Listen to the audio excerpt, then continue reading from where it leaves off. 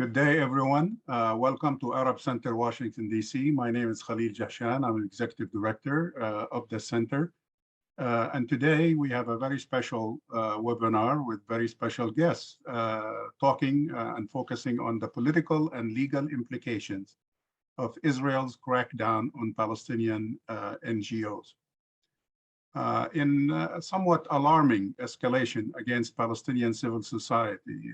Some of us have actually called it a declaration of war on Palestinian civil society. 6 prominent Palestinian organizations were labeled back in October, to be precise, October 22nd, 2021, as terrorist organizations, quote, end of quote, by the Israeli Minister of Defense, Benny Gantz, and the Israeli so-called Counterterrorism Bureau. This designation criminalizes the work of these human rights and civil society organizations and allows Israel to close their offices, to seize their files and equipment, as we have witnessed over the past few days, arresting staff members, as well as aiming to criminalize those who fund or support them. Although the Israeli accusation centered around affiliation with the PFLP, the Palestine Front for the Liberation of Palestine, which is classified as a terrorist organization by the Israelis, the measure was actually taken to hamper their fundraising, quote, end of quote, as admitted publicly by an unnamed Israeli security official. A coalition of funders of Palestinian civil society called Funders for Palestine issued a statement representing hundreds of funders throughout the world, describing this as a setback, as did, of course, many countries, including the EU members, including the United Nations and others, criticized this step by Israel and questioned the veracity of the substance of the charges made against these organizations. The organizations in question are basically, for those who do not know the details, and I assume that most of you in this audience, in looking at the list, are quite familiar. You've worked with many of you have worked with these organizations. First is Addameer, Prisoner Support and Human Rights Association, which was founded actually in 1991 to provide legal support for prisoners, to collect data on arrests and administrative detentions, and so on. The second one is Al-Haq, the oldest of the groups. It's basically a human rights organization that was established back in 1979.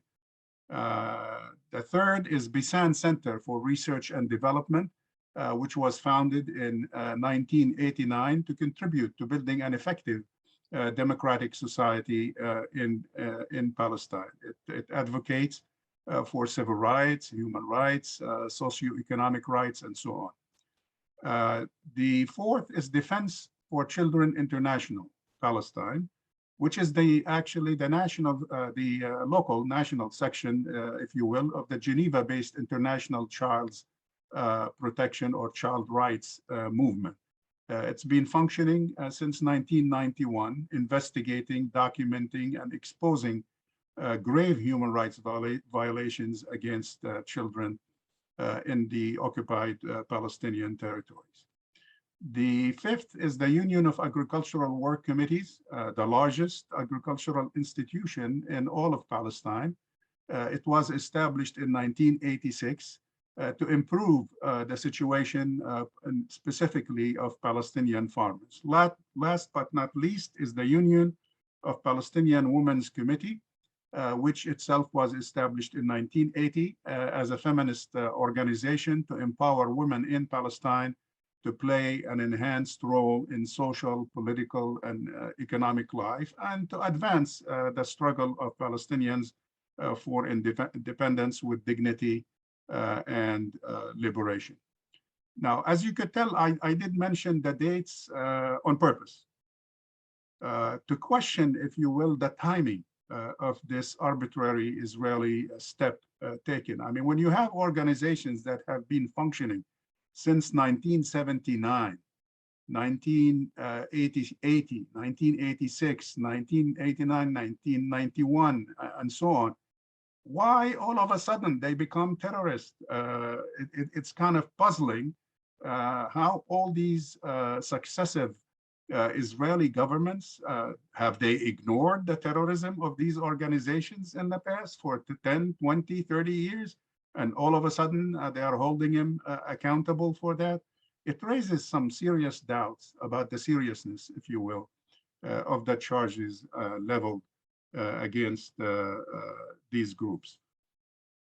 I think the issue has backfired internationally. When I look this morning at the news from whether it's the EU, the United Nations, even here in the US, the media in general, you know, a case in point is what the Associated Press published after this crisis began, where essentially it is questioning the seriousness of the dossier that the Israelis have attempted to share, whether with Congress or with different governments, to try to impress upon them to stop the funding of these organizations, which is really kind of the bottom line of the Israeli attempt. But a lot of questions, actually, beyond that, a lot of questions have arisen all over the world with regards to this. Some questioning or asking about the nature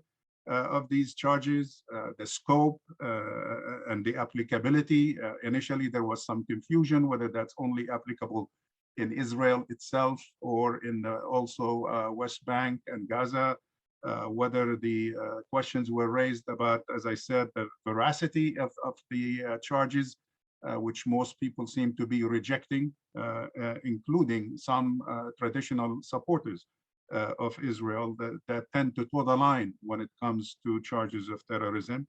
And of course, implications, both local, regional, and international implications of this step, arbitrary step taken by the Israelis. These are serious questions that should keep us busy for a week, trying to explain all these issues. And we have with us a very capable panel of experts, people who are affected directly by this development, to help us understand these issues and to try to answer these questions. I will introduce them quickly in the order they will be speaking, and then we will turn the microphone on forward to them. First is Inès Abdel Razek, who's the Advocacy Director for the Palestine Institute for Public Diplomacy, PIPD. Second is Milena Ansari, International Advocacy Officer for Addameer, Prisoner Support and Human Rights Association.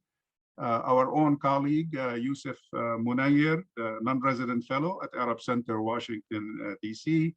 And last but not least, Susan Power, Head of Legal Research and Advocacy at Al-Haq. They will all speak, each one of them will speak for about 10 to 12 minutes, kind of first of all, giving us their own perspective in general on what happened. But in addition, each one will talk specifically about some subtopics pertaining to their specialty and, if you will, their own angle at looking at this and putting it in perspective for us, taking into consideration the at least 4 categories that I mentioned earlier, the questioning that arose as a result of this crisis. We invite you, members of the audience, which is kind of diverse group. We again welcome you all to this, and we invite you to participate in the art of conversation with us. The last 30 minutes of the program, once the speakers finish their statements, would be basically left to you to engage our speakers in the art of conversation. And you may send your questions by clicking on the Q&A button at the bottom of your Zoom page. or you can actually send your questions via email to events@arabcenterdc.org, events@arabcenterdc.org, and please specify your name, affiliation, and if you want to direct your question to a specific speaker, feel free to do that. I will receive all these questions, whether through the Q&A or via email, and pass them on, present your questions directly to the speakers. We wish you all an intellectually stimulating discussion today that will shed some light on a very complicated and unfortunate development that we have witnessed unfold over the past few weeks or few days in Palestine. With that said, I will pass the microphone or invite Inès to go ahead and begin with their presentation. Please open your microphone and proceed. Thank you very much. Thank you very much for having me and for inviting me tonight. So first, obviously, I wanted to say that I, as part of Palestinian civil society, not directly affected by this decision. I think this decision affects us all. And so obviously we feel as much attacked as our friends and partners of these NGOs with whom we're working to counter these attacks. And these attacks are, I think an attack on human rights defenders and activists everywhere, not only in Palestine. And so I was asked to give a bit of background and context to what has been happening. And I think, you started by saying this is launching a war against Palestinian civil society. The war had started already, clearly. This is only the latest escalation and decision in a campaign or several campaigns that have started over the past years, over the past decade, to delegitimize and really try and silence and shut down the support and the funding of many Palestinian NGOs and Palestinian solidarity movements. So I will only go back, to I think one important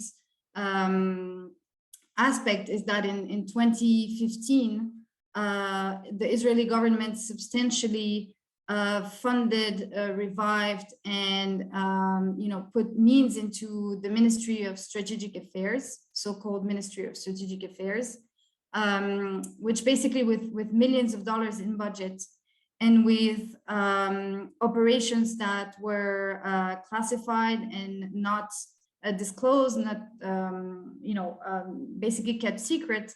That ministry, headed by Gilad Erdan, who's now the ambassador of Israel to the UN, started really launching this campaigns against first BDS, the BDS movement, and trying to label it and attack it as an anti-Semitic movement. And secondly, in trying to delegitimize and smear Palestinian human rights organizations and NGOs, likening them or trying to shame them as terrorist organizations. And so, we have to understand that these ministry and the Israeli government worked, and this has been also investigated and documented, worked with a network of, organizations around the world that are labeling themselves as NGOs, that are actually lobbying, smearing organizations that are participating to basically put out disinformation and put out different tactics against NGOs, and also trying to lobby foreign governments in order to cut their funding and support to these NGOs. So the tactics, involve several things, like from smearing online to harassment of the staff, to also launching all kinds of lawsuits against NGOs and their presence in the United States or in Europe.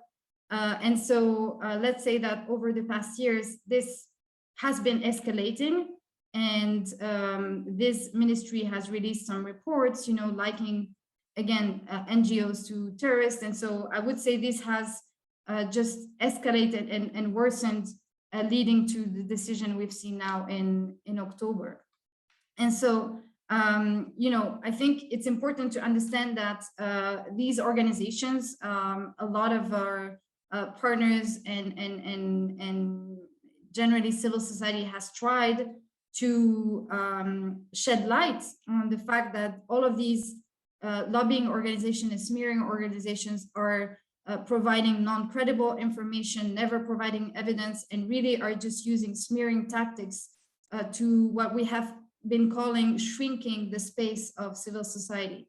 So basically trying to reduce and shrink the space available for civil society. And this has been documented, over the past years. There is a report by the International Federation for Human Rights called Target Locked. More recently from the US, the Charity and Security Network has also exposed these tactics.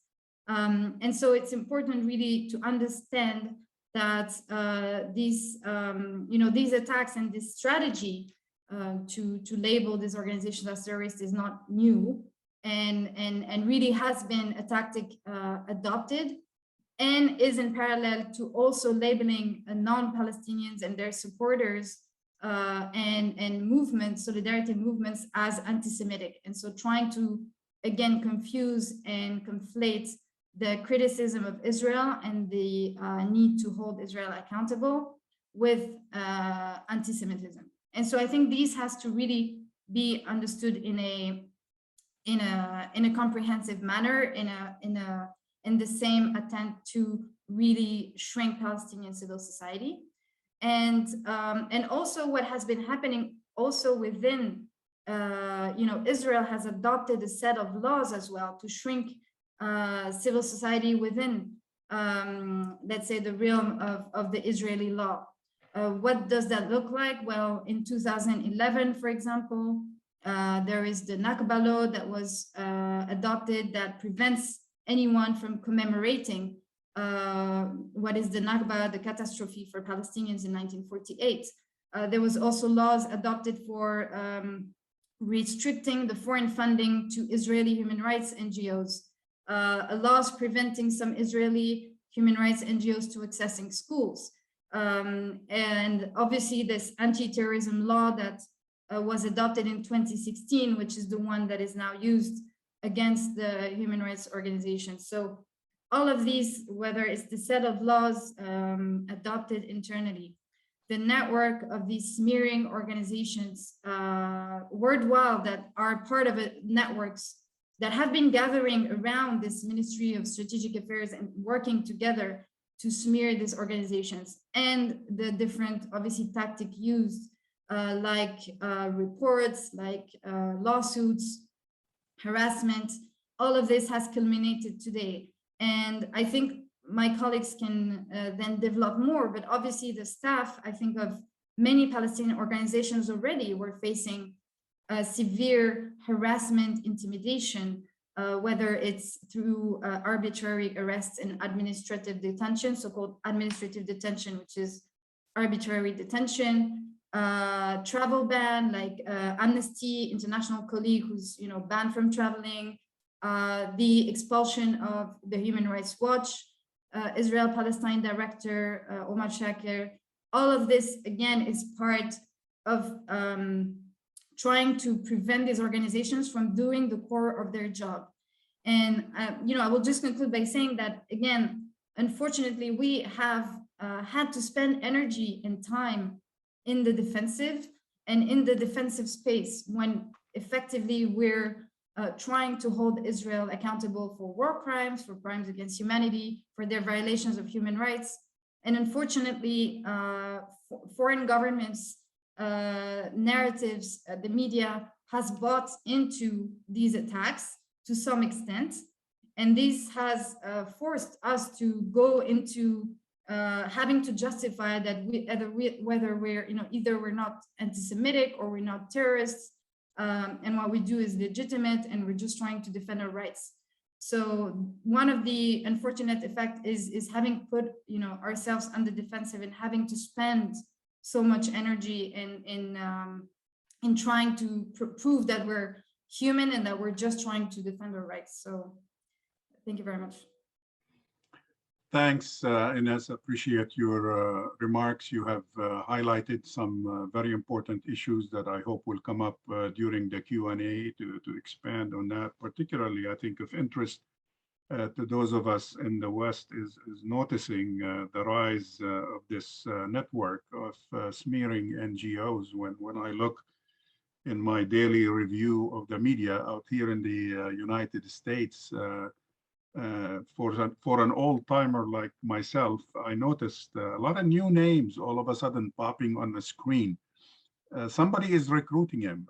They do share some of the same talking points. Someone seems to be coordinating all this rash of smearing op-ed pieces all over the place. So I'm glad you did highlight this issue. Thanks again. Let's go ahead and move now to Milena Ansari from the International Advocacy Officer from Addameer to give us her 10-12-minute presentation. Go ahead. Thank you for your time, and thank you everyone for joining in. I'd just like to focus on the consequences and circumstances of such attacks against the 6 Palestinian civil society organizations and the wider, far-reaching and chilling effect that the attack has on the international community as a whole, and not only the 6 Palestinian civil society organizations. To begin with, the past 2 or 3 weeks, Israel has really intensified its attacks against the civil society organizations. It started with the Israeli Minister of Defense's designation of our 6 leading Palestinian civil society organizations as terrorist organizations without any justification or basis. And the threat did not stop there. As we thought in the beginning, we would say this is all what was based on the Israeli anti-terrorism law or counter-terrorism law, which is an Israeli legislation, meaning we thought the designation would only limit itself to the territory on Israel, as it is an Israeli legislation. But little did we know that the Israeli occupation is only intensifying its attack, as the Israeli the Israeli military commander issued 2 weeks later an Israeli military order which expands the scope of the consequences of this decision, and the military order designated the organizations as unlawful organizations, which expanded the scope of its circumstances and the power of this decision within the West Bank as well. This alarming and dangerous decision imposes real threats on the employees and the organizations themselves. But it's also important to note that it does not only have effects on Palestinians and their community as well, but the whole international community. To begin with, the direct consequences that appear during these dangerous accusations and dangerous decisions are empowering the Israeli occupation to enter the West Bank and forcibly close the Palestinian civil society organizations, as the announcement of them being unlawful enables the military power to raid the offices and confiscate all their properties and funds and freeze assets and seize assets. This is important to note that these organizations operate within the Palestinian territory. They are registered as Palestinian civil society organizations under the direct monitoring and work of the Palestinian Authority. Such a move allows Israel additional power to the West Bank in order for them to start shrinking civil society space by closing leading Palestinian civil society organizations. To make the threat even more imminent and real, there is also targeting on, as Inès mentioned, it became as an escalatory measures against civil society. It began with individuals, and now we see it expanded on civil society organizations as a whole. This is problematic because now the Israeli occupation has the power or the ability, as I mentioned, to freeze assets, enter the offices, search their offices and search the property, any property under the name of these organizations is at risk of seizure. And we can understand from this that the Israeli occupation has a bigger and wider goal by this designation. And this is not only to silence the organizations, but to cut them and isolate them from the international community. As Inès mentioned, there will also be retaliatory and arbitrary measures against the employees. We have seen Israel also target individuals through residency revocation or travel bans and whatnot. There has been a case of Salah Hamouri, who's also an employee at Addameer, whose phone was also hacked and under surveillance by Pegasus. And we do need to understand that in order to really know why is Israel doing this, we do have to look at the broader context of the situation at hand. There is surveillance of human rights defenders. There is intimidation tactics against them, using their work to say they breach allegiance to the state of Israel, or they impose a threat to the security, while their work is completely limited to the protection of Palestinian human rights through monitoring, documentation, and even empowering the vulnerable communities, communities in Palestine. Under the counterterrorism law and the Israeli military orders, employees or whoever is affiliated to these organizations are at risk of imprisonment from 10 years to 25 years. This is an excessive measure that is based on the vagueness of the counterterrorism law and the vagueness of the Israeli military law that provides zero understanding to what is the exact threat that is imposed on the Israeli occupation. As Khalil, Professor Khalil, you mentioned, these organizations work directly with vulnerable communities. Addameer provides legal aid and support to prisoners inside military courts. The UPWC, the Union for Women's Committee, works with vulnerable, marginalized women in the community in order to empower them. Defense for Children International explicitly works with children and also provides legal aid for them in military courts. Al-Haq does excessive reports regarding various international human rights violations, including business-related violations. What I'm trying to say here is that the effect is not only directed to the employees and organizations, but it's also directed to the communities that we serve and we protect under our work. This means that there will be denied access to information that we provide them regarding the rights of the Palestinians. This also has a chilling effect on the organizations and partners that we work with. The legislation of the counterterrorism law and the Israeli military order also puts at risk partners and affiliated employees or groups that work with our organizations. To give you more context to how risky it is, now attending meetings that not to scare anyone to isolate themselves from the Palestinian society, but this attack means that any person who gets information from these organizations or attends meetings by these organizations can be held criminally responsible for such a move.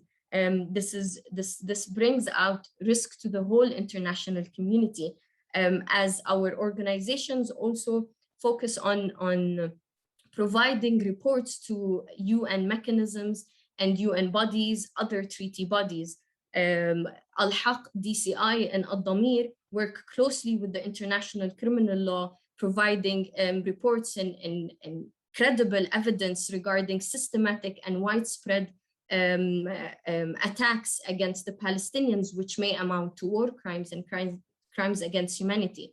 Addameer and DCI are representing victims before the ICC of forcible transfer, all child prisoners who were also forcibly transferred inside prisons, inside the occupying territory, inside Israel, which is illegal under international law. So the broader context of the threat and the consequences of these attacks do not only target Palestinians, but target the whole community as a whole.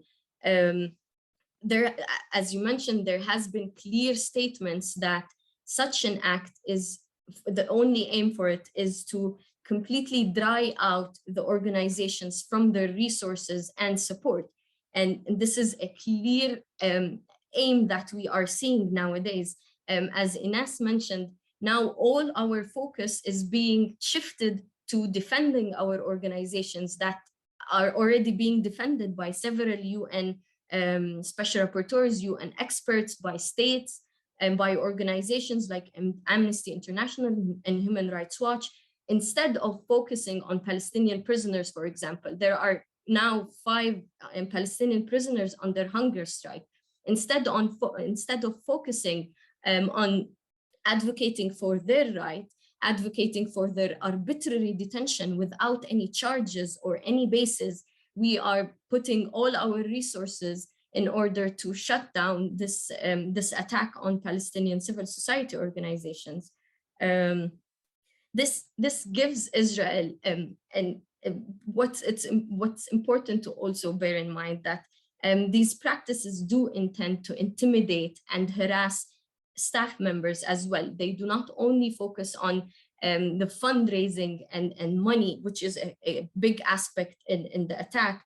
The end goal here, other than like suppress financing and drying out the organizations, is to silence any opposition of the Israeli apartheid regime and settler colonialism regime. And we've seen this.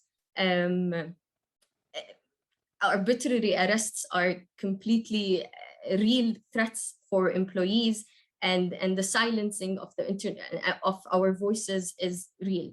It's important to bear in mind that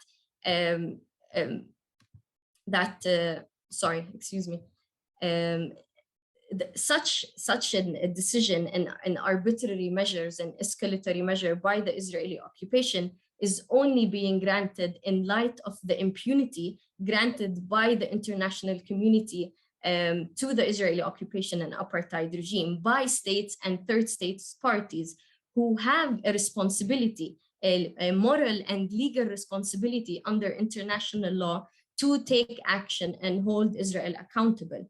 But on the other hand, we are only seeing statements of condemnation. We are not seeing affirmative action and holding Israel accountable, which in a way gives Israel the green light to continue what they're doing, as they are not seeing any affirmative action by the international community. And this attack and the current response of the international community will prove at the most eminent test whether the international community will abide by its responsibility, or will they allow Israel to take actions as they continue to do so for 72 years. Thank you. All right, thank you, Milena. Appreciate your remarks. And on that last point that Milena made, it was interesting to notice in the media here in Washington this morning, the comment regarding the meeting with President Abbas by U.S. Ambassador to the UN, Linda Thomas-Greenfield, who has spent the past few days and the next couple of days in Israel, Palestine, and Jordan, discussing these matters. And it seems that the issue from at least the media coverage was only raised by the Palestinian side. And to me, it's a very seriously missed opportunity for the administration that claims to be kind of like the defender of human rights globally, worldwide, that seems to kind of do that selectively and by excluding, Palestinian human rights, not mentioning this issue and not meeting with the NGOs that are affected by this decision, which we were hoping that the ambassador would do during this visit. At any rate, thank you, Milena. Let's go now to Yousef Munayyer. Yousef, the microphone is yours. Thank you all. I'm supposed to be touching on sort of the U.S. dimension here and the role of the United States policy, and specifically the Biden administration's policy on all of this, and how it's sort of shaped what we've seen in recent weeks. And I just want to add a little bit to the really important context that Inès laid out earlier on about the networked approach of organizations and the global effort that this is really part of, because I think it's key to understanding really what message the Israelis are getting from Washington. As Inès laid out, there was an Israeli government agency called the Ministry of Strategic Affairs, which was coordinating this global repressive effort to silence dissent against Israel's human rights abuses by global civil society. The goal of this effort was to combat what the Israelis refer to as delegitimization. And to them, delegitimization is any effort to hold Israel accountable for its human rights violations against Palestinians.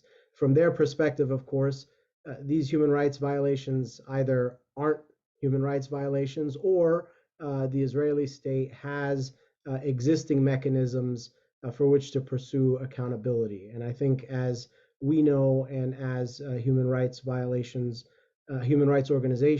internationally have documented voluminously, this is absolutely not the case. But as far as the Israelis are concerned, these efforts to seek accountability present a threat to the Israeli state. And so this government agency was dedicated to combating these kinds of efforts globally. The Israeli Ministry of Strategic Affairs operated around two key principles. And if you listen to the statements of their officials, you'll see this repeated time and again. The first of these key principles is moving from defense to offense. In other words, they decided to abandon the effort, or at least saw the effort insufficient, to defend their policies. And instead, they decided to attack those who were criticizing their policies globally. And so moving from defense to offense and attacking dissenters around the world, in Palestine and beyond, became a central principle of the Ministry of Strategic Affairs. The second principle is what they say: it takes a network to fight a network. In other words, they understood that global civil society and human rights organizations, not just on Palestine, but on any issue, often work together in coalitions to advocate for change, to advocate for accountability, and to silence and to intimidate and to repress the efforts of a global civil society network working for human rights accountability. It takes a network approach as well. And so the Israeli government began establishing, coordinating, empowering a network of organizations that it was working with to advance repressive outcomes in countries around the world, including in Europe and in the United States. And the work that they were doing in the United States and in Europe was a multi-pronged effort. It involved several different ways in which they sought to silence dissent. Among them, for example, was anti-BDS legislation. And we saw this in Europe, and we saw this in the United States, and continue to see that in the United States.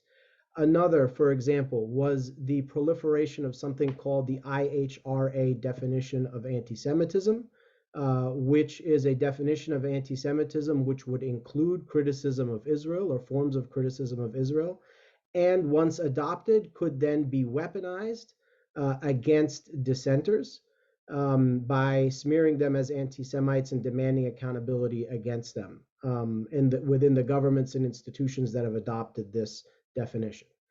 Another form of these repressive efforts was lawfare, right, or the use of the legal arena to try to impose costs on civil society actors. and of course other anti-accountability measures like attacking international institutions which have sought accountability, including the United Nations agencies, and of course the International Criminal Court. So to understand sort of the message that the United States and also the Biden administration in particular have been sending to Israel when it comes to this kind of repressive activity, it's important to think about US policies in relation to all of these different tactics. When it comes to anti-BDS laws, the United States has passed many of them at the state level, right? And there have, of course, been efforts at the federal level to pass this legislation. US elected officials, including President Biden himself, have spoken out strongly against the effort to use boycott, divestment, and sanctions against Israel, even though they have spoken out about the importance of protecting the First Amendment and freedom of speech and freedom to boycott. But they've nonetheless signaled that they oppose BDS efforts. The Biden administration has also emphatically embraced the IHRA definition of anti-Semitism, something that we saw early on in this administration from the State Department. They've been largely silent around lawfare efforts which have played out within the legal system here in the United States and also in Europe. And frankly, when it comes to other anti-accountability measures, they haven't been helpful either. They continue to oppose any form of accountability for Israeli officials at the International Criminal Court.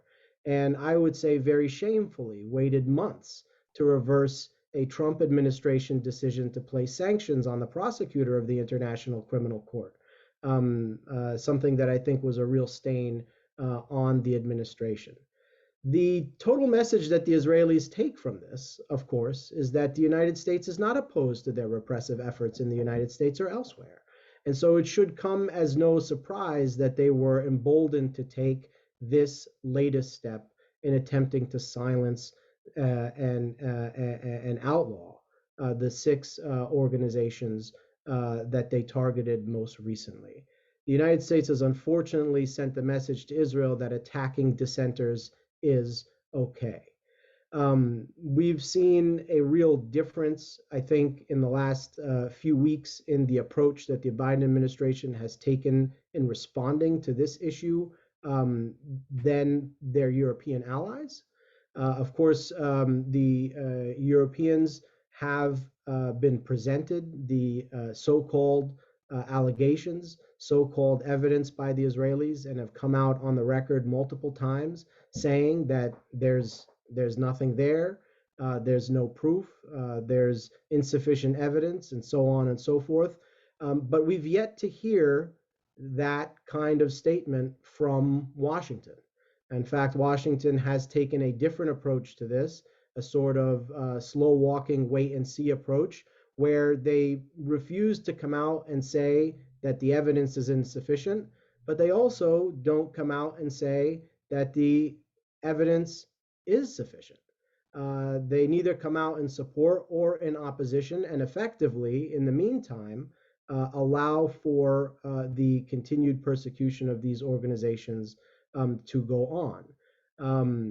The Israelis went after these groups in particular precisely because they have been among the most effective in seeking accountability for human rights violations. Al-Haq, for example, has been among the most effective in doing work around the International Criminal Court. DCI Palestine, for example, has been among the most effective in bringing forth really historic legislation here in the United States that would, for the first time, tie U.S. military assistance to Israel on its treatment of Palestinian children in military detention. And so this is why these organizations have been targeted. And unfortunately, the United States, in their approach, which again differs from their European allies, have given room and space for this sort of thing, enabled it to continue. The United States' approach in relation to this reminds me much of their reaction to the bombing of the tower in Gaza earlier this year, where the Israelis took down an entire apartment building in Gaza that had also housed the offices of Al Jazeera and the Associated Press. A real turning point in the events that were taking place in May that outraged people internationally and here in the United States. And the response from the United States was not so much outrage, but we'll wait to hear what the Israelis have to say about the evidence. And of course, that evidence never came. The outrage dissipated, and the United States never played the role of demanding accountability for the events that took place. And we learned as recently as this morning in reporting that came out in Haaretz that the Israelis, in fact, attempted to manipulate evidence that they provided to the Americans afterwards in an effort to try to cover for their actions in Gaza. But again, in this situation, the United States is playing the role of helping to manage Israel's PR debacle when it comes to the steps that they have taken against these organizations. Instead of coming out and saying this decision must immediately be reversed, there's no evidence there, the United States is instead playing along and dragging this out when it could simply stand up for human rights defenders.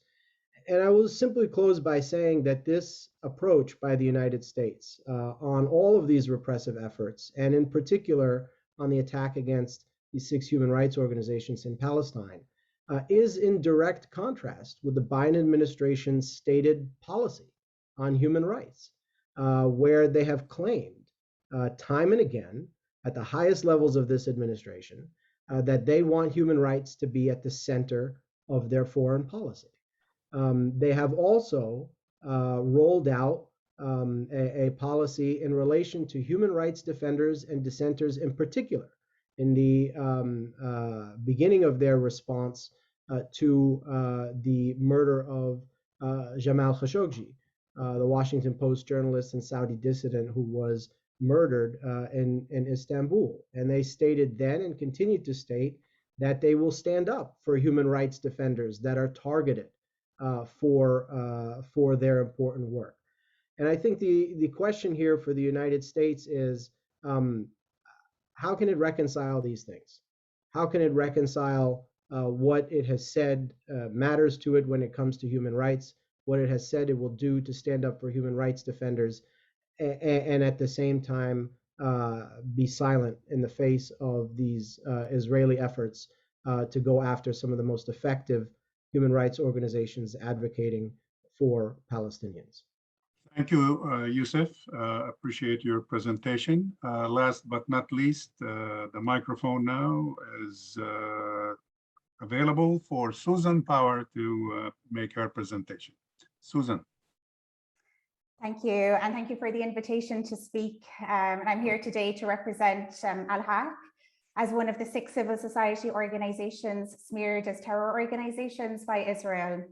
Al-Haq, together with the Addameer Prisoner Support and Human Rights Association, Bizan Center for Research and Development, the Defense for Children International Palestine, and the Union of Agricultural Work Committees and the Union of Palestinian Women's Committees together have a combined sum of 150 years experience working for Palestinian rights.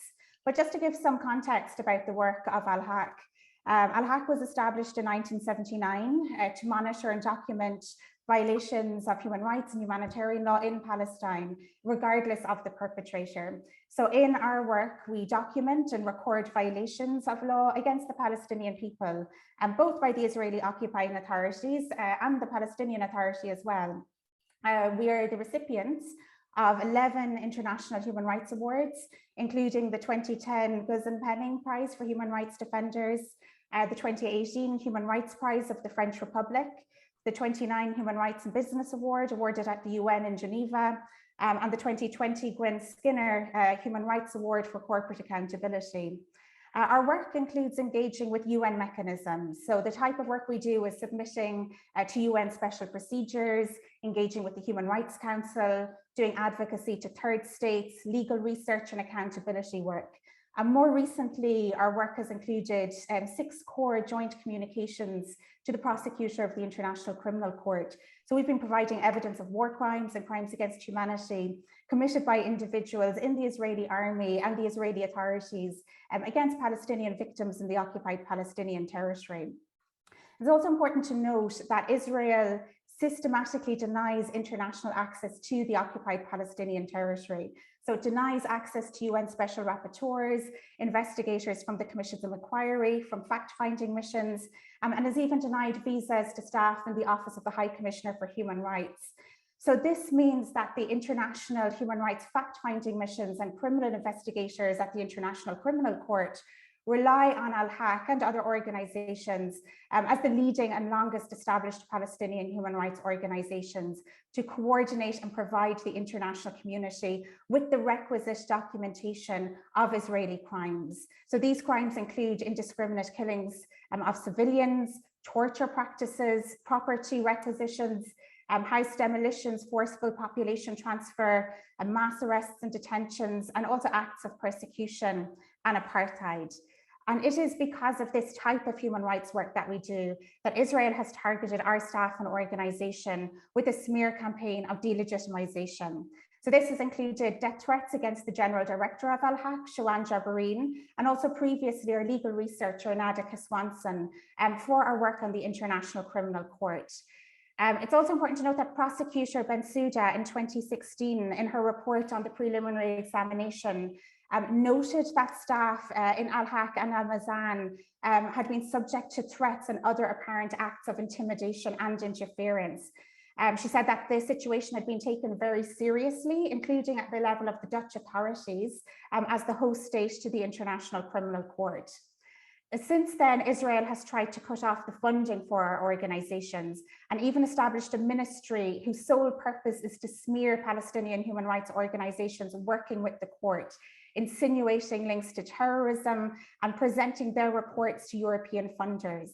And the most egregious of these were published by the Ministry of Strategic Affairs in 2018 and 2019. So these included the money trail and terrorists in suits.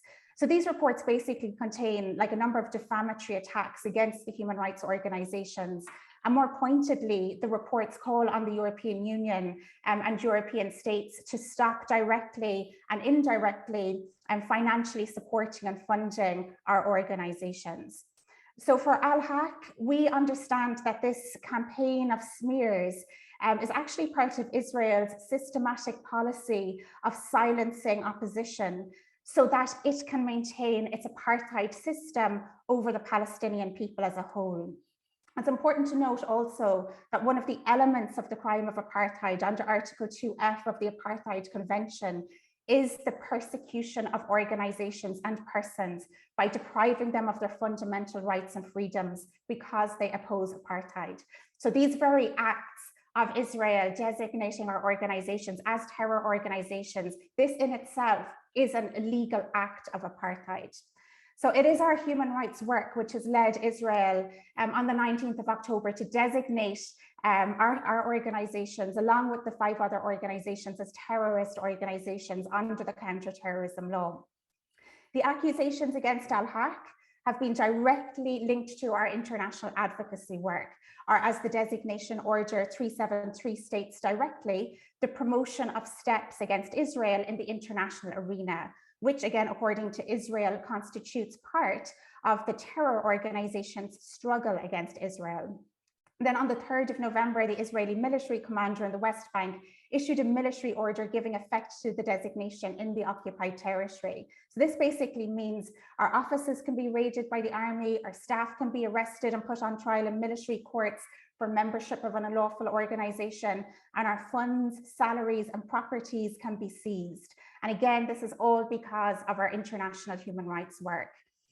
So Israel has based these designations on a shambolic and discredited 74-page document of evidence, some of which has been obtained from Palestinians who work in a completely unrelated organization and who were subjected to very grave interrogation practices prohibited under international law as torture. In May, Israel shared the document with EU member states in an attempt to halt the funding of our organizations. This 74-page document has been met with complete skepticism by the EU and member states, including Ireland's Minister for Foreign Affairs, Simon Coveney, who derided the allegations as not being substantiated. When the member states decided to continue the funding of Al-Haq and partner organizations, Israel responded by designating the organizations as terror organizations under its domestic law and military order. And this is effectively to starve our organizations of funding, to target banks, financial institutions, and the flow of money into our accounts, to outlaw our organizations and prevent them from functioning and reporting on Israel's violations of international law. Even yesterday, 1 month after the designations, the EU representative for Foreign Affairs, Yousef said that the EU had still not received any convincing evidence. Last week, it was also further revealed by Frontline Defenders that 6 of the staff members of the 6 organizations have since July 2020 been placed under spyware surveillance by Israeli spyware company Pegasus. It's important to point out that Al-Haq has not yet received any written notice of the designation. We only found out about all of these measures secondhand through the media. The organizations, though, have 14 days now to submit objections to the designation under military order, and we've 60 days to appeal the designation under the counterterrorism law. So under the counterterrorism law, the Minister of Defense really has significant and sweeping powers of administrative forfeiture. So this means that the property of alleged terror organizations can be appropriated without civil or criminal court proceedings. So in practice, this means that deposits to NGOs can be blocked coming into the Israeli banking system, and these can be expropriated as proceeds of terror. Also an order coming under military order 1651 can be issued to close down the offices as a place being used by terror organizations' activities. So there are also very serious penalties for membership of the terror organizations under Israeli law. So you can be up to 25 years for heading and directing the organizations, 15 years for managing, 5 years for general membership. And there are also serious penalties for providing services to a terror organization. There can be 5 years for publicly supporting a terror organization with words of praise. Even the printers publishing our human rights reports could be targeted with imprisonment. So why is Israel now attacking our organizations when we've been operating in the West Bank since 1979?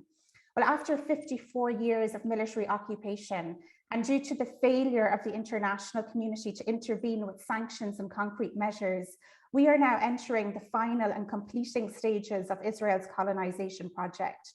There are now 700,000 illegally transferred in settlers living in 300 settlements in the West Bank. Right now, today, Israel is advancing plans to colonize the E1 area in the Jerusalem belt. Also right now today, Israel's Ministry of Justice is implementing mandatory registration of lands for the occupied eastern parts of Jerusalem in a massive land appropriation scheme of absentee Palestinian property, which the office explains is the first practical application of sovereignty since the state of Israel's decision to extend its sovereignty to East Jerusalem in 1967. And our words are past words of condemnation. And we need international action. We need the prosecution of Israeli criminals at the International Criminal Court. We need the legal framework of apartheid to be applied, and we need third states to stop trading in illegal settlement products. And this is why Israel is targeting our organizations as terror organizations, because we are calling on the international community to intervene. We've been quite disappointed by the lukewarm approach so far taken by the US Department, the State Department spokesman, Ned Price, when he said, we believe, and we liked the first bit, we believe that respect for human rights and fundamental freedoms and a strong, independent civil society are critically important to democracy and to responsible and responsive governance. But he also said that they are currently engaging our Israeli partners for more information regarding the basis of these designations. And this continued deference to Israel effectively means the silencing of our human rights work. And for us, this is unacceptable. We welcome the tabling of a resolution by US Congresswoman Betty McCollum, along with the 9 co-sponsors condemning Israel's actions. But altogether, Al-Haq urges the United States to take a lead in taking more concrete actions. We need to pressure Israel's Minister of Defense to urgently rescind the designations.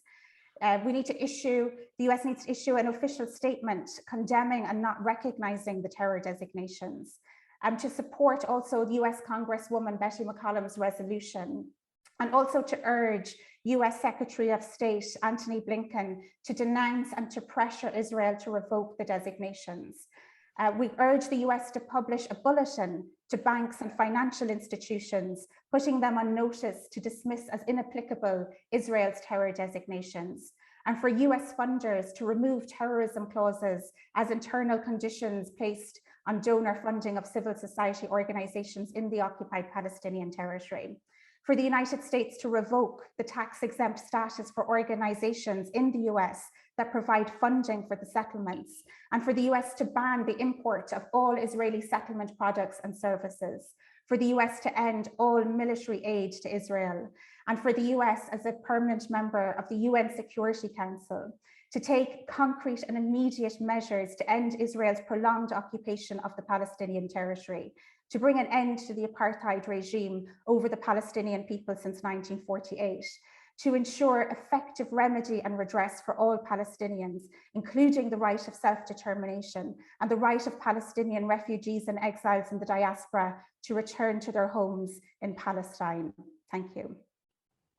Thank you, Susan, very much. You've raised some excellent points to pursue during the question and answer. We are already inundated with some of the questions from the audience. I just wanted to add before we move to the Q&A, in addition to the worthy efforts and appreciated efforts by Congresswoman McCollum, I also would like to mention the statement a week ago, last Friday, by Representative Jim McGovern of Massachusetts, who expressed grave concern in communicating with the Secretary of State. He urged him to push the Israeli government to reverse the designation of the 6 Palestinian civil society NGOs as terrorist groups, and to, quoting him, firmly and unambiguously denounce the move. I wish that request was accepted by the challenge was accepted by the Secretary of State. Unfortunately, it sounds like we have to wait a bit longer for some serious response from this administration, despite what Yousef said earlier, that this is the same administration that promised us global concern and defense of human and civil rights.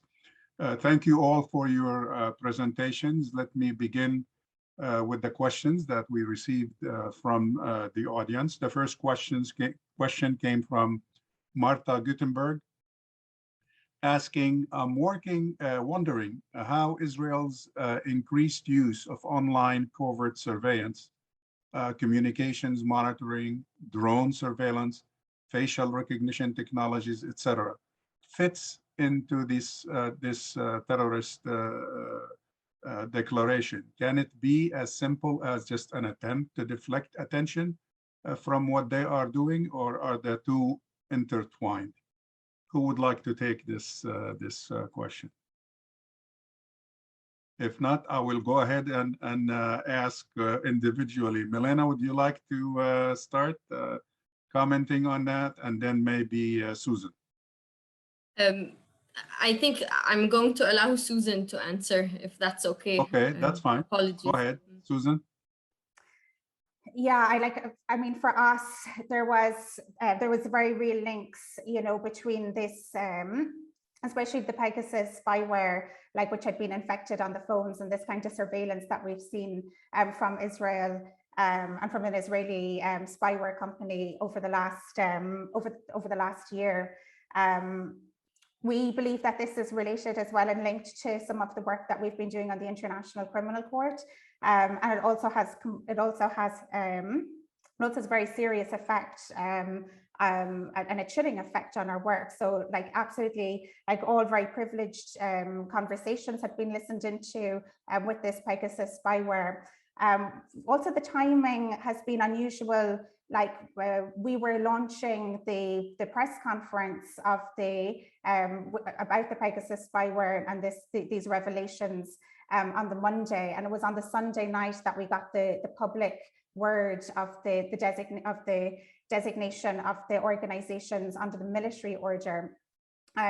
So there is some certainly links and overlaps between the two. And the terror designations in a way is one part of deflecting attention away from this spying, which was going to be revealed, and which Israel would have known as well was going to be revealed in due course. And also it's important to note as well that it's not just the human rights organizations who were subject to this spyware. Also members of the Palestinian Ministry of Foreign Affairs who've been involved in the case file on the ICC were also had also been infiltrated with this Pegasus spyware.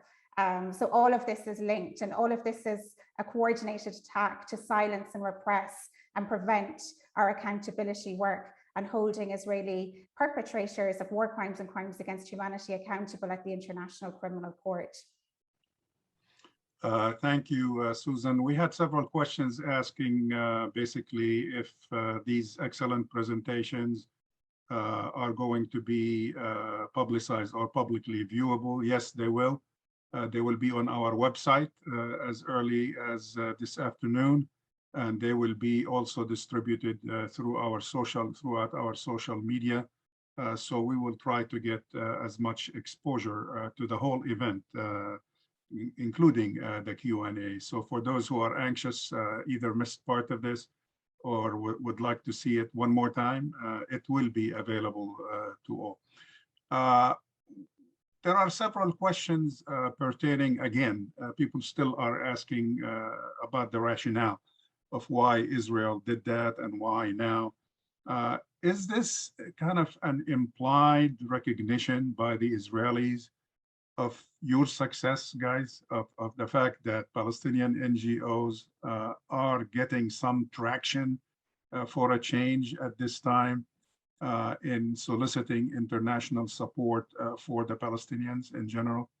So, go ahead, Milena, if you want to start with that, and feel free to comment others.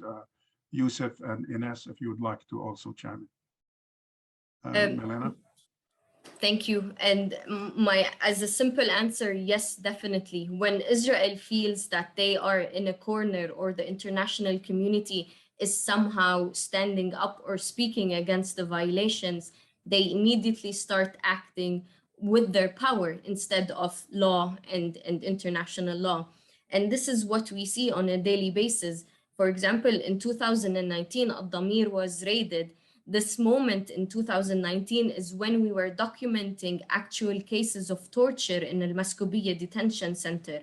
So when Israel feels that there is an imminent threat against the silence of the international community, they immediately start acting according to their authoritarian power as the occupying power. The raiding was in 2019 when we had testimonies of prisoners explicitly testifying to torture techniques that have been used against them in various interrogation processes. And this is an actual representation of when we say that we are holding Israel accountable based on actual law. They have criminalized all aspects of a Palestinian life through military orders. They have criminalized student groups, student union groups. They have politicized, they have criminalized freedom of association, of expression. So the only virtue for the Palestinian civil society organizations was the use of international law, the use of UN procedures, and our organizations have succeeded into monitoring and providing credible resources for these organizations. As I previously mentioned, we are taking 3 cases. Addameer is representing 3 child victims of forcible transfer before the ICC. And as we know, the defense minister, Benny Gantz, is the head, is at the hierarchy of people who will be held criminally accountable for such measures. So it is only fair and makes explicit sense that there is a connection to when Israel feels that there is a target. We keep saying it is bizarre. We were talking about 6 leading Palestinian human rights organizations.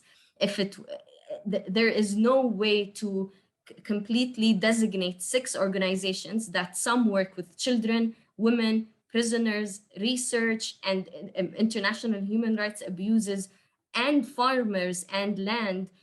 All these organizations work in different sectors of a Palestinian life and serve different facets of a Palestinian community. So there is a target. They do impose a target on Israel because they are speaking out based on law and credible resources about systematic violations and abuses of criminal law. So there is an explicit connection, and definitely yes. All right. Khalil, can I just yeah, go ahead, jump in Yousef. here to add some more to that? Look, you know, the Israelis make these claims that they have this, you know, solid evidence that led to these designations and so on. And if that's sort of all you know about the situation, of course, nobody has seen this evidence, and whoever's been able to see what they base this on has rejected it. But if that's all you know about this timeline, then you may question whether or not the Israelis maybe have acted appropriately. But the reality is that the Israelis have been targeting these organizations short of a terrorism designation for much, much longer than this, and have specifically worked with European governments and advocating European governments to end their support for these organizations for months and years before taking this step.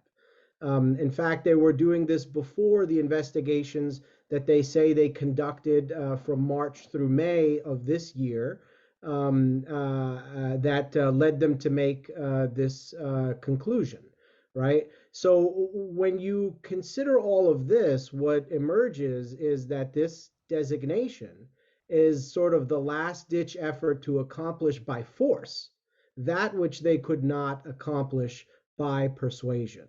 And they realized that the European governments were not convinced and were standing strong, and they still wanted to find ways to cut off funding to these human rights groups. And so they took this last-ditch effort.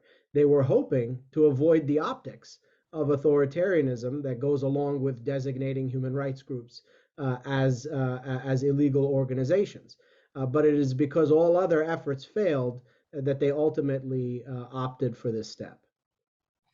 Briefly, Yousef, you and I have seen this movie before. As an old-timer, speaking for myself, I'm kind of tempted to go back to 1987, the LA8, ironically dealing with the same group, the PFLP, when US citizens and groups were somehow smeared with the same charge of terrorism long before the PFLP was even classified as terrorist organizations in more recent times. But we have seen that even on the American scene, haven't we?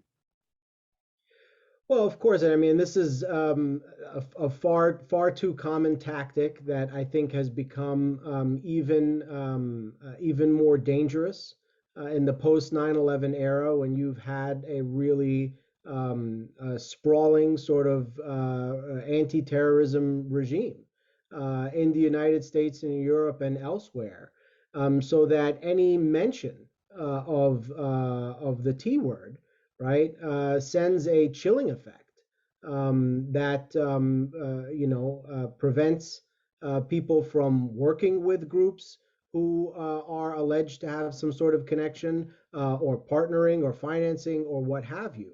And the claims don't have to be solidified. They don't have to be legitimate. They just have to be put out there. And it creates this, it creates this freeze on the work. And the Israelis have utilized this, I think, extensively and effectively over time. And it's important to note, too, that it's not just the Israelis who are doing this, even though the Israelis are perhaps providing the most effective template here. But the playbook of, labeling human rights defenders and critics by regimes as terrorists is one that has grown in popularity in the post 9/11 era and has been used as a tactic to silence dissent and enable authoritarianism. So we've absolutely seen it before, and we've seen a lot of it in Israel and Palestine and beyond. Inès, I'd like to give you a chance to also chime in on this issue by answering Jennifer Humiston's question. Do you believe that this move by the Israeli government indicate an increased desperation on the part of Israel in its anti-Palestinian propaganda? Does it imply? Definitely, I think. Yeah. No, I think that there's two levels. I think Israel is definitely seeing that they're losing somehow on the narrative and the public image and the public opinion. However, I would say they're still very shielded by policies and political establishments and governments. And why is that? I think all of this goes back to why is there a chilling effect? Because I think Israel is using this very old tactic that they've been using for so long of gaslighting. That means they're manipulating the narrative. They're manipulating they're making you question the facts. They're making you question facts that you know of all these violations of the reality of apartheid and what we described, and reversing doing victim blaming. So they're reversing the power dynamics in kind of trying to blame the Palestinians for kind of their own reality. And they've been doing that for years. And so the new tactic has been what we've discussed of accusing of anti-Semitism and terrorism organizations. But we have to remind that they also accuse Palestine of doing diplomatic terrorism when going to the UN for recognition. The same goes with, this rejectionist narrative that Palestinians reject peace processes or peace offers when actually they just continue to build settlements and never propose anything. So I think all of this is part of that manipulation strategy that I think they've seen has failed. And so, as Yousef said, then they take it by force. And unfortunately, they're still very much ingrained, and a lot of myths are being taken seriously. There is still, unfortunately, in the US and Europe, a lot of people who will take these accusations seriously, who still think that Israel is the only democracy in the Middle East, even if there are an aristocracy that is, promoting Jewish supremacy. All these myths have kind of given and still are giving Israel some form of credibility when they're saying something, when in fact they're just basically purely manipulating facts. And if we look, as Yousef said, they're not the only ones, but when Russia does it against Ukrainians, against human rights defenders, automatically red alarms and red alerts are, automatically on. But for Israel, no. Israel is taken seriously. Israel is supposedly credible. And so I think that's what's dangerous. And that's where we need to keep the focus on holding Israel accountable. And not only for our own rights and Palestinian freedom and rights, but also because Israel is exporting that cyber surveillance and that model everywhere. And they're, creating these alliances with autocratic regimes, basically testing it on Palestinians. So facial recognition, all of these cyber technologies, in fact, are mostly incubated from people directly coming out of the army tech elites. And then they're going to create this harmful technology that they're exporting worldwide, and they're selling to the UAE and to other countries. And that's dangerous, not only for us, but for everyone. And I think that's been what they've been selling. And that is what is working, as Yousef said, in the post 9/11 era, unfortunately, with the instrumentalization of counterterrorism, etc. Thank you, Inès. Let me address, there's a cluster of questions pertaining to the impact of this Israeli step. Susan and Milena, several of you, particularly you two, did refer to the chilling effect of this step on your work and on the availability, since the purpose is to restrict or drain funding. Can you comment on the actual impact? Any change? Do you feel already any change? Have any groups or sources began to show any nervousness in this regard and holding back on their funding of Palestinian organizations? Go ahead, Susan.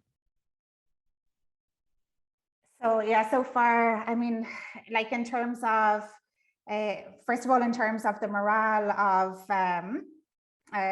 the staff, like there's a level of uncertainty and not knowing what's going to happen, which of course kind of affects everybody's work as well, but also a renewed sense of resilience and a determination to absolutely continue the work no matter what, like even regardless of any resources on a personal level, and everybody has stepped up with their commitments to that. But in terms of funding, like at the moment, we're in a kind of we're in a position where we have the legal proceedings, but like what are the appeals ongoing. So like this has, in effect, we're in a lull between what has happened and the actual effect of what has happened. So at the moment, like funding is coming in, but we actually don't expect to see funding actually being stopped and those moves being taken until after this period of the 60 days, when we get through that, when we go through those appeals and we get like these final decisions after these processes have been exhausted. And then we expect to see the kind of the long arm of Israel coming into the organizations and stopping the funding and stopping the banking. So we're in this strange temporary period. And also, I also want to mention, you know, that the other organizations like Addameer and some of the other organizations their offices have already been raided previously, and we're all looking over our shoulder, especially working late into the evening, worried about whether there will actually be military raids into the offices, and we've already taken, you know, stuff out of the offices and things like this, just personal effects, things, you know, just on a personal level. So yeah, there's very real and serious consequences. It has interrupted our work partially. You know, there's very, very serious violations ongoing now, especially around Jerusalem, around the ethnic cleansing around Salwan, Sheikh Jarrah. Like, we need to be highlighting this. Like, into the end of the year, Israel is escalating the land registration to deprive Palestinian property owners of their lands in Jerusalem and in occupied East Jerusalem.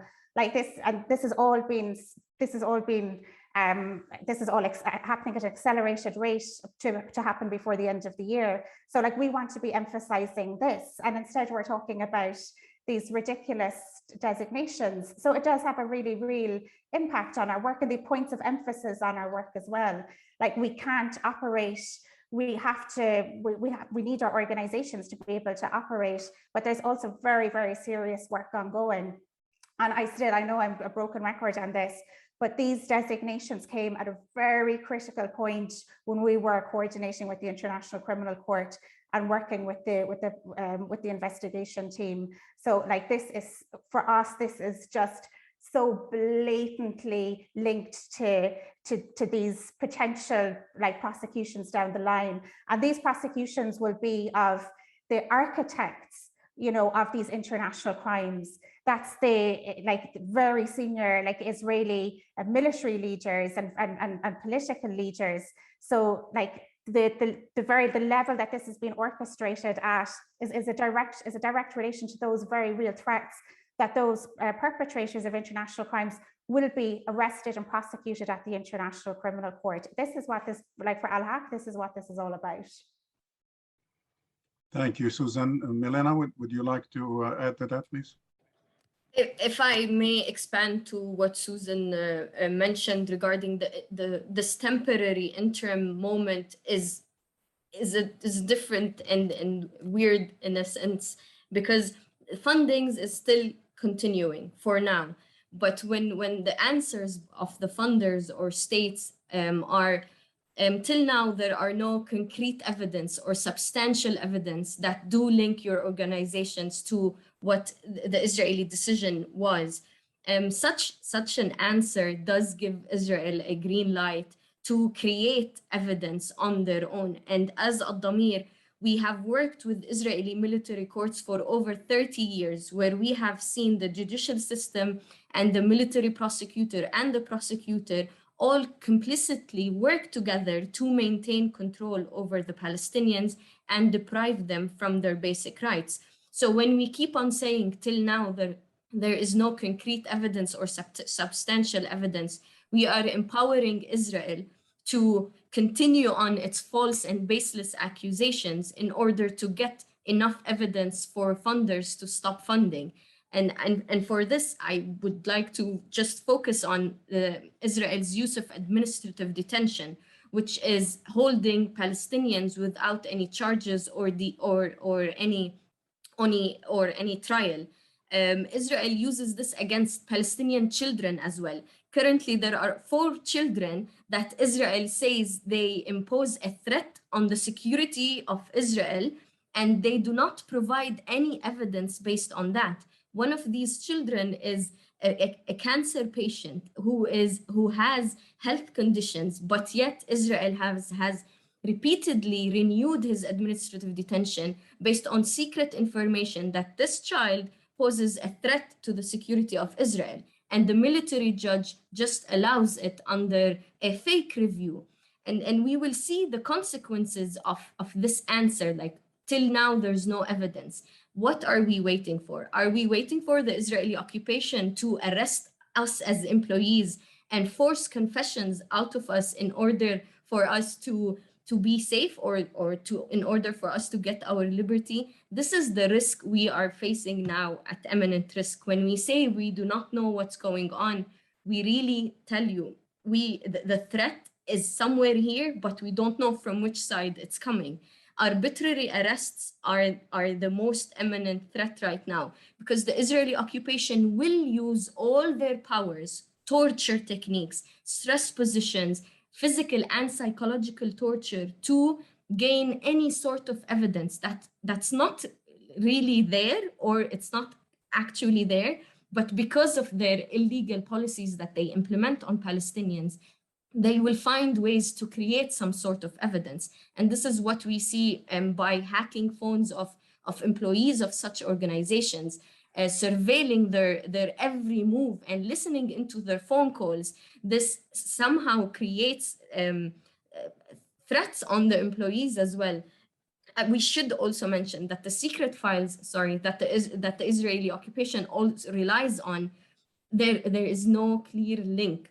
And they will try as much as possible to create links that do not exist. And our silence and the international community's silence is allowing them a green light to just do whatever they want based on zero actual legal law or evidence. All right, let's end. We only have a couple minutes left with a couple quick questions from Ziad Boubacar.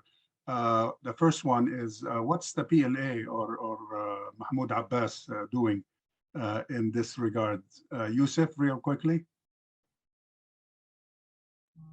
I don't think there's a whole lot to say on that, but I do just want to follow up on what Susan and Milena were saying about these investigations. It's important for people to keep in mind that these investigations are taking place within a military occupation, where the state has tremendous power, where due process doesn't really exist, and where civil rights and civil liberties are also missing for anyone who is suspected of a crime. We know, of course, the Shin Bet's coercive tactics and interrogation have been well documented, and we saw very recently the steps that the Israeli government is willing to take to claim that there is evidence based on this, outcomes of military trials, where they last week claimed that a plea bargain, proved their case, we had the military court themselves even coming out and saying, well, that's not true. What most people don't know about these military courts is that the state has tremendous power to hold Palestinians in detention throughout the duration of legal proceedings, which means that if you decide to fight charges, you might be in prison for years before your name is cleared. And this ends up resulting in most people agreeing to plea bargains just to minimize the amount of time they will inevitably serve in prison, without there ever being convicting evidence.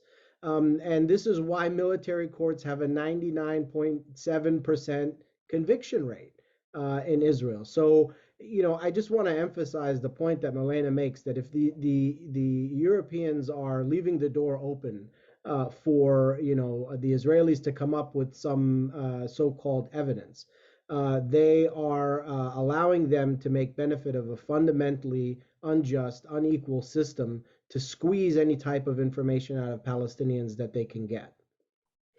To the three of you directly involved with some of these organizations on the ground in Palestine, has the U.S., yes or no, since we are out of time, has the U.S. ever intervened in your support and the support of human rights organizations in Palestine? Do you remember of any specific cases, or yes or no, essentially? Has the U.S. been helpful in coming to the rescue of Palestinian organizations in the past? Milena, yes or no? I mean, Susan has worked in the field way more than me. I have been only working for a year, but my answer could be a definite no. Other than the other bill or resolution from Congresswoman Betty regarding the Child Act, I cannot think of any other measures by the U.S. that were to promote Palestinian human rights. Thank you, Susan. No, to be a short answer, there's a number of various new initiatives now coming forward, but there hasn't been anything substantial. And on the contrary, the US is financing this. The US is financing this to the tune of $38 billion. In the morning, if the US was to stop military aid to Israel, we might see the dismantling of the occupation, or literally the lifeblood taken out of it. And we would see the end of this continuous decades-long persecution of the Palestinian people. The US has to recognize its own responsibility in what's happening here. Thank you. Inès? Same. I think, the American people have power in holding elected officials accountable and to stop funding, basically sending free money and billions for the military. And also, maybe one day we'll see also the US stopping to veto every single UN resolution at the Security Council. So I think, it's clear that until that happens, the answer is no. Thank you very much. Again, thank you to the audience for your questions. I apologize to those we couldn't get to. There are quite a few more questions. We could have spent a lot more time on this interesting topic. Thank you to the speakers. Appreciate your time and your contribution to improve our understanding of this crisis taking place right now in Palestine. And I wish all of you good luck and peace. Our time is up, and hope to see you in future events at Arab Center, Washington, D.C. Thank you.